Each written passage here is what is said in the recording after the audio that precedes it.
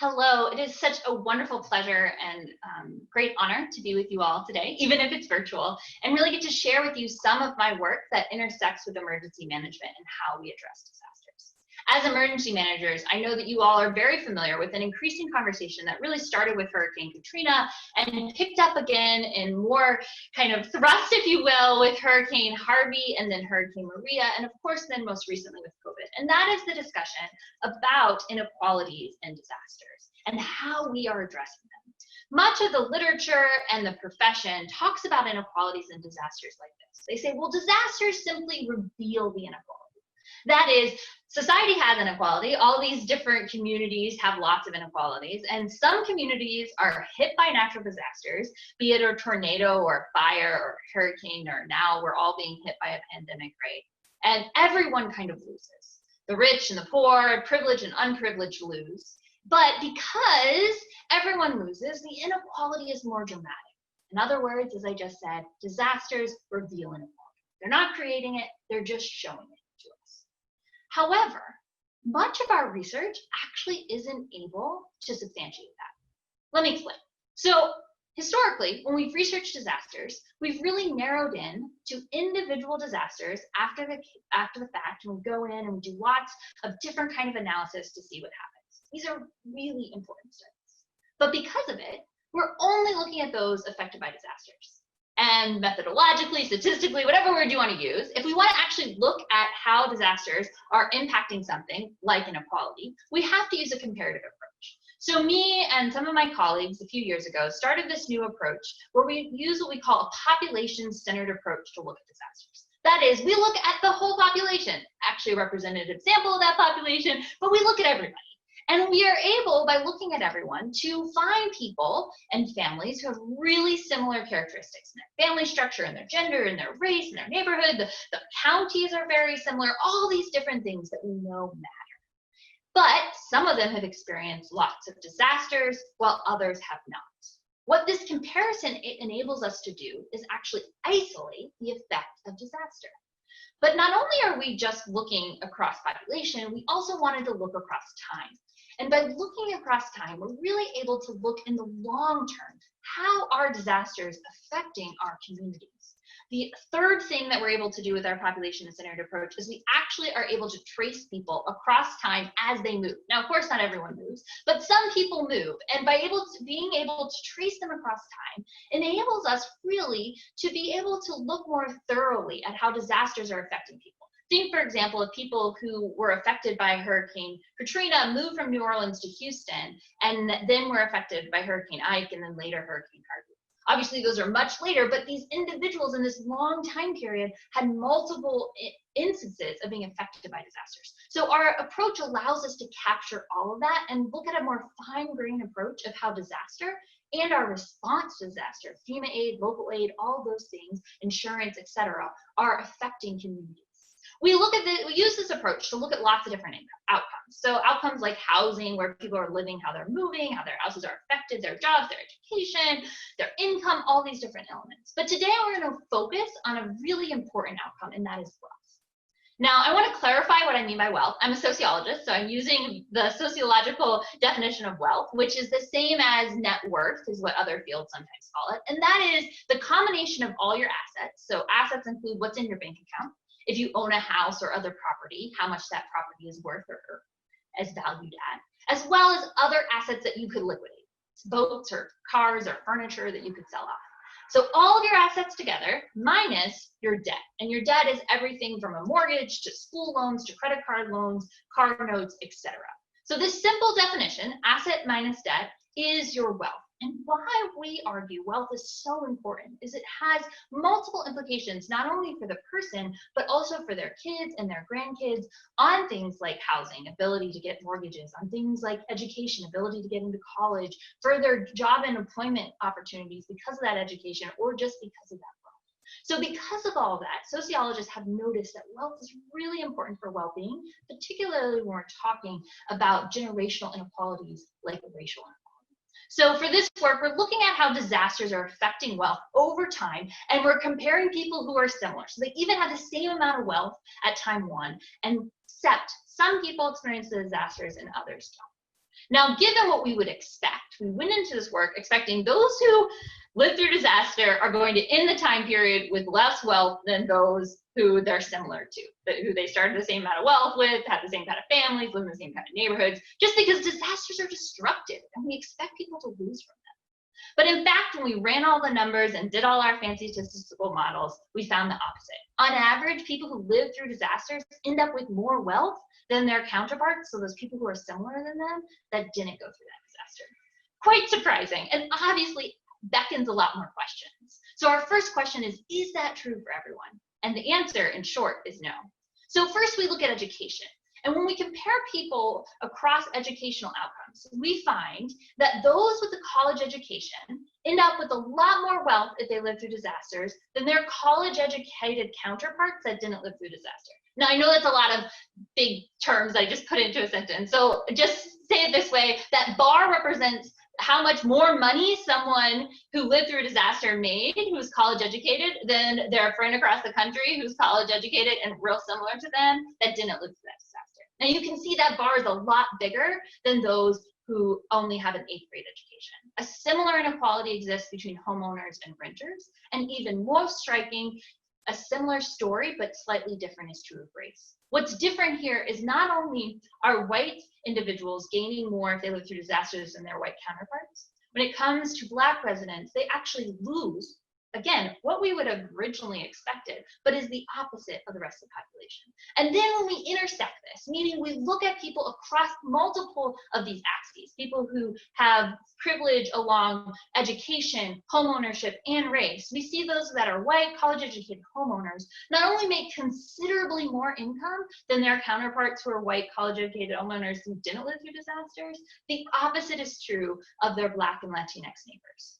What this means is the disasters themselves are creating inequality. They're not just revealing it, they're creating it. In fact, when we add to these models FEMA aid, so a proxy of how we're addressing these beyond just the disaster, beyond the private insurance, we actually see the inequality grows. While there are a lot of reasons for why this might be the case, there are 3 primary reasons that continue to come up in some of my current research. The first is property and our central focus on restoring property after disasters. The second are specificities of our bureaucratic process. And the third are partnerships with other agencies like HUD. So as you all know, as emergency managers, it's not just FEMA or the state or the local agencies that are responding to disasters, but other agencies, especially in very large disasters, that step in after a disaster and help with the recovery process. This, of course, is super important and super necessary, but it has unintended consequences. So, for example, one of my favorite examples of this, although favorite is a weird word when you're talking about inequality, it's just a really visceral example, is what happened in Houston after Hurricane Ike with some of the houses who needed new roofs. They became known as the blue tarp houses. So this is a picture of one. And I actually moved to Houston for graduate school, actually, a few years after Hurricane Ike happened. And I moved into a neighborhood in the southeast side of Houston that was predominantly Black and Latinx and was with fairly high poverty rate. And many of the houses still a few years later had these tarps on them. And it took me a while to figure out what was going on. I had moved from the north and so many things about Houston were surprising to me. This is not one that I asked a question about right away. But I soon found out that they were houses that had been allotted for aid because of the damage they had experienced, but there were limits to how that aid was being distributed because there was a desire to increase racial inequality, but a side effect of that desire and how the policy was written is only so much aid could go to communities that were predominantly Black and Latinx. And so it had this unintended consequence that people who needed the help couldn't get it because they didn't have the income to move to somewhere else where that aid could be allotted, and they couldn't get it for their local communities because of a clause of how the aid was created. Similarly, when we talk about bureaucratic processes, there are so many great desires and how we think about and create these processes. But often there's unintended consequences about certain kinds of documentation that is needed, like particular kinds of deeds. This became very evident after Hurricane Maria in Puerto Rico, but it's also true in many communities, particularly Black communities in the Carolinas. There are different traditions about deeds, and when you need certain kinds of paperwork, that creates issues when people need aid but can't get it because they don't fall into the presumed element of what kind of paperwork or what kind of process they can do.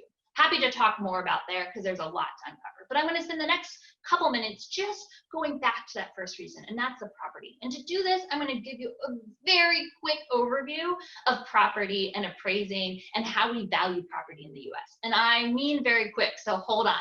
So as I already mentioned, it's because when after disasters, we prioritize the restoration of property, which has lots of wonderful benefits. But the side effect of that we don't often think about is that property is racially appraised. And let me explain what I mean by that. If you've ever bought in a house or dealt with house values, you might know that when they go to evaluate a house, the most common way to do it is to pick 3 comps or comparable homes that help the appraiser determine how much the house is worth. And although they can pull those comps from nearly anywhere, and some appraisers do, most really focus on keeping the comp in the same community. This has a historical legacy that continues to today. So let me explain that historical legacy because it makes a lot of sense of why we are where we are. So I mean historical when I say historical. So I'm going to jump back to the stock market crash into the 1920s, right? The stock market crashes, the economy is having all these issues. And part of the issue is because people are starting to default on property and mortgages. And part of that is because at the time, mortgages on average were only 3 to 5 years. And in order to get them, you had to put usually 50% or more down. But with the economy falling apart with the stock market, people could no longer finish paying these high mortgages because they had to finish them off in 3 to 5 years. So there was starting to be collective pressure to change the laws so that evictions didn't happen. Now, when you read the history of that, especially in this pandemic and the pressures around evictions, not to mention what happened in 2008, you can't help but think about how history repeats itself. So this is going on, and in the midst of that, FDR gets elected, and central to FDR's election is restructuring the housing market. Now, obviously, this is something I'm passionate about and happy to go into a lot more details about in the questions and answers if you care. But the important part is what they did was totally restructure how mortgages were created so that much more people could have access to them and so that they would stretch over a longer period of time so shocks to the market didn't create such downfalls.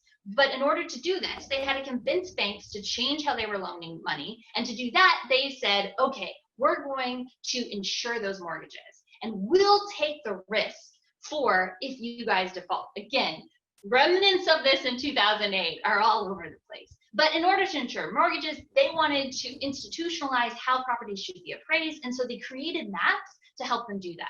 Now, if you're not familiar with this, I'm happy to go into it longer, but these are colloquial now called redlining maps. And basically they went around to every major city and they determined how much housing should be valued by the racial composition of those communities. This was later outlawed in a series of 4 laws that culminated in the 1977 Community Reinvestment Act.